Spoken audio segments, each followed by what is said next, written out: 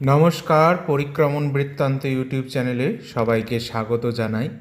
আজকে শ্রাবণ মাসের প্রথম সোমবার। হিন্দু বিশ্বাস এবং রীতি অনুযায়ী শ্রাবণ মাসভর মহাদেব শিবের বিশেষ পূজা অনুষ্ঠান হয়ে থাকে।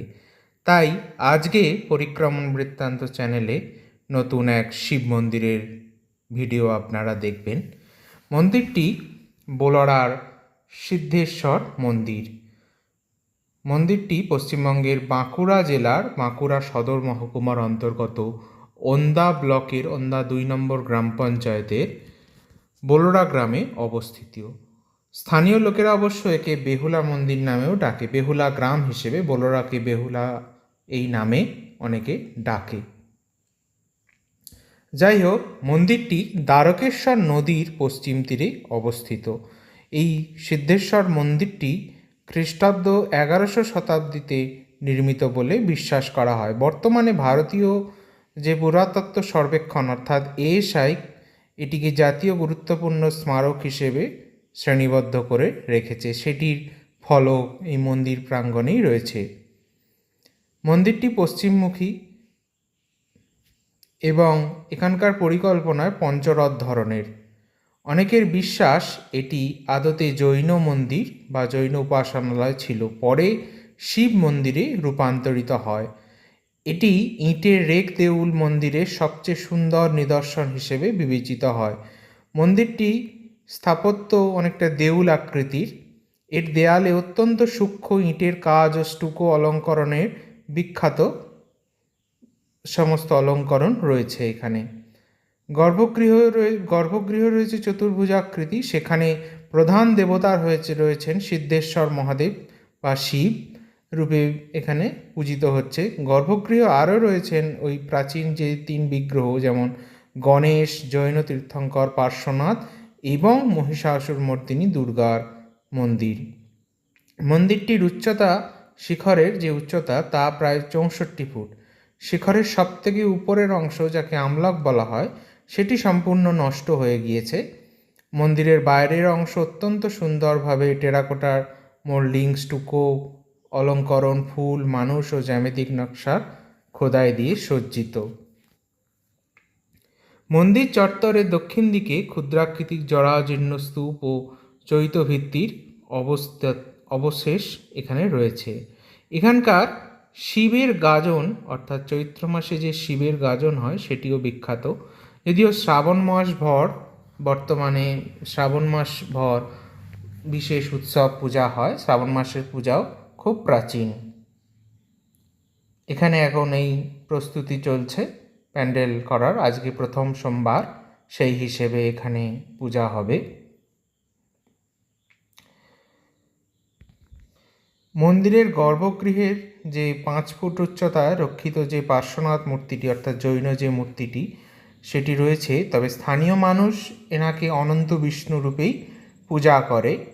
মূর্তিটি 1922-23 খ্রিস্টাব্দে এটি খনন কার্যের সময় পাওয়া যায়। পার্শ্বনাথ এছাড়াও এই পার্শ্বনাথ ছাড়াও যে মা মহিষাসুর মর্দিনী বা গণেশের যে মূর্তিগুলি সেগুলোও অত্যন্ত প্রাচীন, এ ব্যাপারে কোনো সন্দেহ নেই। আর মন্দিরের গর্ভগৃহে যে মূল দেবতা তিনি হলেন সিদ্ধেশ্বর মহাদেব। বাঁকুড়ার এটি এক অপূর্ব সুন্দর প্রাচীন মন্দির। বিষ্ণুপুর ওন্দা যে মূল সড়ক রয়েছে সেই যাত্রাপথেই এখান থেকে মূল রাস্তা থেকে 7 কিলোমিটার দূরে মন্দিরটি অবস্থিত। বোলড়া গ্রাম বা চলতি কথায় বেহুলা গ্রামেও এখানে রয়েছেন সিদ্ধেশ্বর মহাদেবের মন্দির। আপনারা পরিক্রমণ বৃত্তান্ত ইউটিউব চ্যানেলে এরকম নতুন নতুন ভিডিও দেখার জন্য চ্যানেলটিকে শেয়ার এবং সাবস্ক্রাইব করবেন। শ্রাবণ মাস শিবের মাস, সেই শিবের মাসে বিভিন্ন শৈব তীর্থ, শৈব মন্দিরের কথা আপনারা পরিক্রমণ বৃত্তান্ত চ্যানেলে দেখতে থাকবেন। সবাই ভালো থাকবেন।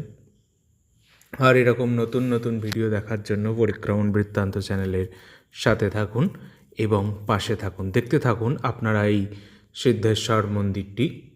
মন্দিরের যে আশেপাশের অংশ এবং কিছুটা অংশ এখানে ভেঙে গেছে মন্দিরটিতে, যেমন উপরের অংশটা ভাঙা এবং পাশের যে একটি দেওয়াল ছিল বলে মনে হয় তার সামনে, অর্থাৎ মূল যে দেউলের সামনে বিশেষ কিছু অলঙ্করণ ছিল বলে, মানে দেয়াল আকৃতির যে গম্বুজ রয়েছে তাতে কিছু বিশেষ অলঙ্করণ ছিল বলে মনে হয়। বর্তমানে যদিও সেটি ভেঙে গেছে। আজ থেকে বহু প্রাচীন এই মন্দির। এর পাশে যে প্রাঙ্গণটি রয়েছে সেখানের মন্দিরের যে পিছন দিকে সেখানে একটি বিশাল চাতাল রয়েছে এবং সেখানে কিছু ভগ্নস্তূপ রয়েছে, ছোট ছোট, খুবই ছোট ছোট সেই ভগ্নস্তূপগুলি, যেগুলি থেকে এর প্রাচীন কোনো আরও বিশেষ স্থাপত্যের নিদর্শন ছিল বলে মনে করা হয়। আপনারা দেখুন ভিতরে যে মন্দিরের গর্ভগৃহে দেখুন মাঝে রয়েছেন সিদ্ধেশ্বর মহাদেব। তিনি বৃত্তাকার স্বয়ম্ভূরূপে, বৃত্তাকার জনিপীঠের মাঝে স্বয়ম্ভূরূপে সিদ্ধেশ্বর বিরাজ করছেন। এখানে প্রতিদিনই নিত্য পূজা হয় এবং শ্রাবণ মাস, শিবরাত্রি এবং চৈত্র গাজনের সময় বিশেষ অনুষ্ঠান হয়। পরিক্রমণ বৃত্তান্তের সাথে থাকুন, ভালো থাকুন, আনন্দে থাকুন। চ্যানেলটিকে শেয়ার এবং সাবস্ক্রাইব করবেন এবং চ্যানেলটির বেল আইকনটি প্রেস করে সবার আগে নোটিফিকেশন পাবেন। ভালো থাকবেন সবাই।